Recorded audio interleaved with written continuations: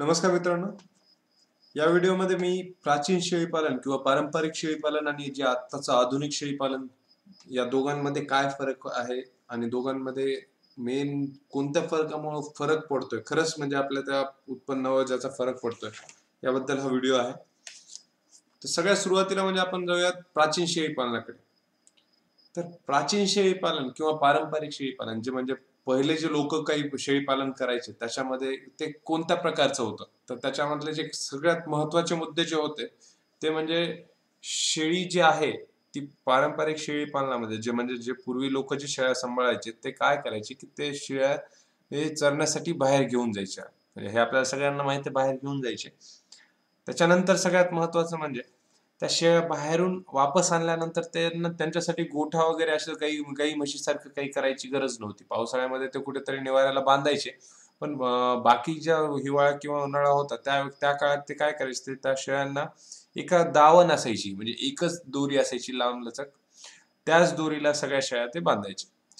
त्याच्यानंतर सगळ्यात महत्वाचं म्हणजे शेळ्यांना पिण्याचं पाणी जे होतं, म्हणजे जे पारंपरिक शेळीपालन जे होतं पूर्वी जे लोक करायचे त्याच्यामध्ये लोक ज्या शेळ्या होत्या त्यांना पिण्याचं पाणी हे नदीचं किंवा पाटाचं म्हणजे रानात जे सोडलेलं असतं ना शेतात पाणी देण्यासाठी, तर ते असं शेळ्यांना पाणी प्यायला असायचं. इनडायरेक्टली ह्याचा अर्थ काय होतो की नदी शेळ्यांना जे प्यायचं पाणी जे होतं हे स्वच्छ आणि फ्रेश पाणी असायचं, ताजं पाणी असायचं आणि स्वच्छ पाणी असायचं. त्याच्यानंतर सगळ्यात महत्वाचा मोठा मुद्दा म्हणजे शेळ्या सकाळी जर बाहेर फिरायला घेऊन गेले लोक पूर्वीचे, तर ते कमीत कमी 7 ते 8 किलोमीटर त्यांना सगळीकडे फिरवायचे आणि त्याच्यानंतर ते परत शेळ्या यायच्या. आता ह्या 7 ते 8 किलोमीटर फिरण्यामध्ये काय व्हायचं, त्या शेळीच्या शरीराला सवय लागलेली होती की म्हणजे तिला खाण्यासाठी ते तिलाच आवश्यक तेवढं ते डिस्टन्स चालायची. त्याच्यापेक्षा महत्वाचं म्हणजे ह्या 7 ते 8 किलोमीटर मध्ये चलण्यामध्ये ती रोज कुठेतरी नवीन जागेवर जायची. आता ही शेळी प्रत्येक ठिकाणी नवीन जागेवर गेल्यामुळे तिला प्रत्येक वेळेस वेगवेगळ्या पाला जो आहे झाडाचा तो खायला तिला मिळायचा. त्याच्यामुळं त्याच्यामध्ये तिच्या शरीराला आवश्यक जी काही वनस्पती लागते ती त्याच्यामध्ये यायची. त्याच्यामुळे शेळ्यांना आजार कमी व्हायचा. या 7 ते 8 किलोमीटर चालण्यामध्ये मेन त्याचा फायदा असा व्हायचा की एक तर तिला एक्सरसाइज जी आवश्यक होती ती त्या शेळीला एक्सरसाइज मिळायची आणि तिला आजार खूप कमी व्हायचे, कारण की ती वेगवेगळ्या वनस्पतीचा पाला खायची. आता ह्याच्यामध्ये जी डिवर्मिंगचा प्रकार जो असतो जंतनाशकाचा, तोही त्या वनस्पतीच्या पाल्यातूनच होऊन जायचा. त्याच्यामुळे त्यांना काय आजार होण्याचा प्रकार हा खूप कमी असायचा.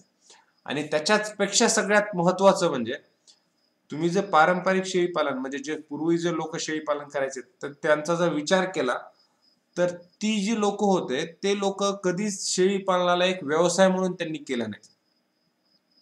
ते एक आपलं घर चालवण्यासाठीचं एक पूरक साधन आहे बुवा. म्हणजे ज्याला जर चला माझ्याकडे जमीन नाही तर मी शेळ्या सांभाळतो, मग माझ्याकडे त्या शेळ्या विकून माझं घर भागतं, एवढंच त्यांनी त्याच्यामध्ये विचार केला. त्या लोकांनी कधी शेळीपालनाचा बिझनेस म्हणून विचार केला नाही.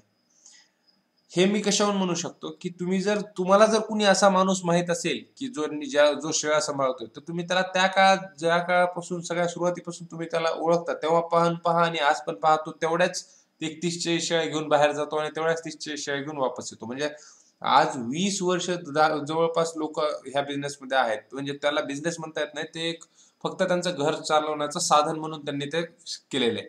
आणि आज आपण जे शेळी पालन करतोय हे शेळी पालन करायच्या आधी आपण त्याच्यामध्ये 20 ते 25 लाखाचा नफा कॅल्क्युलेट करतोय. हा झाला व्यवसाय.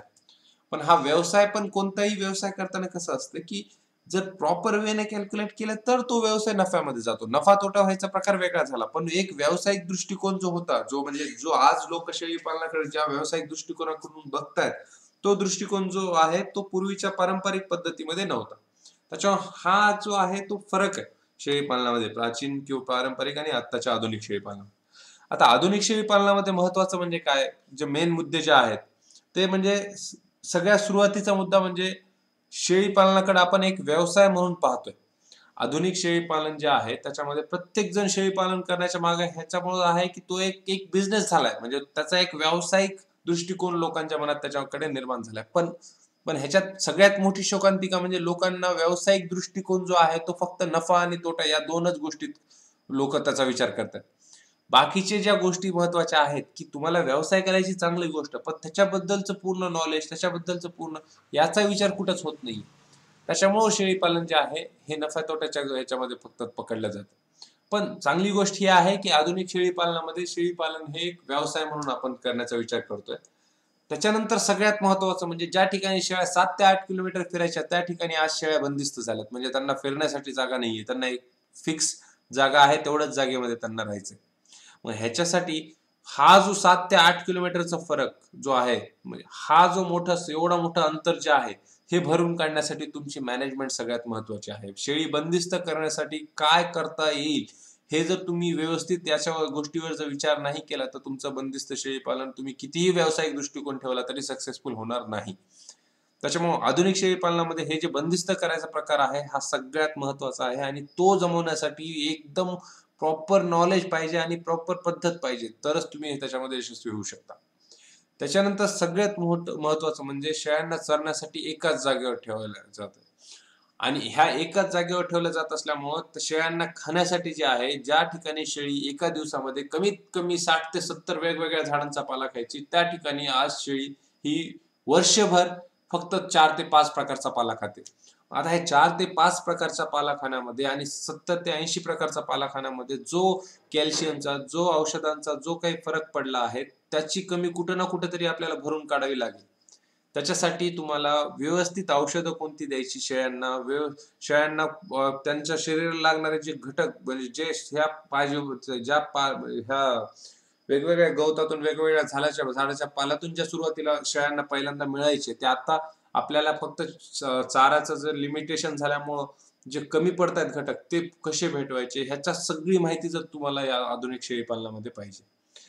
त्याच्यानंतर सगळ्यात महत्वाचं म्हणजे पिण्याच्या पाण्याची सोय जी आहे ती पण आपण आता जागेवर केली. पूर्वी शेळ्या वेगवेगळ्या ठिकाणचं पाणी प्यायच्यात, वेगवेगळ्या ठिकाणी चांगलं ताजं पाणी असायचं आणि आज तुम्हाला तेच पाणी एका जागेवर देतायत. या ठिकाणी त्याच्यामुळं सगळ्यात महत्वाचं म्हणजे ज्याच्यात तुम्ही पाणी देतायत ते भांड किती तुम्ही स्वच्छ ठेवताय. कारण की पूर्वी त्याला शेळी ज्यावेळेस पाणी प्यायची ते वाहतं पाणी असायचं. त्याच्यामुळे तिला पाण्यापासून काही प्रादुर्भाव व्हायची शक्यता खूप कमी होती. पण आज त्या प्यायच्या पाण्यामध्ये पण त्या पाण्यापासून पण तिला धोका होण्याची शक्यता आहे.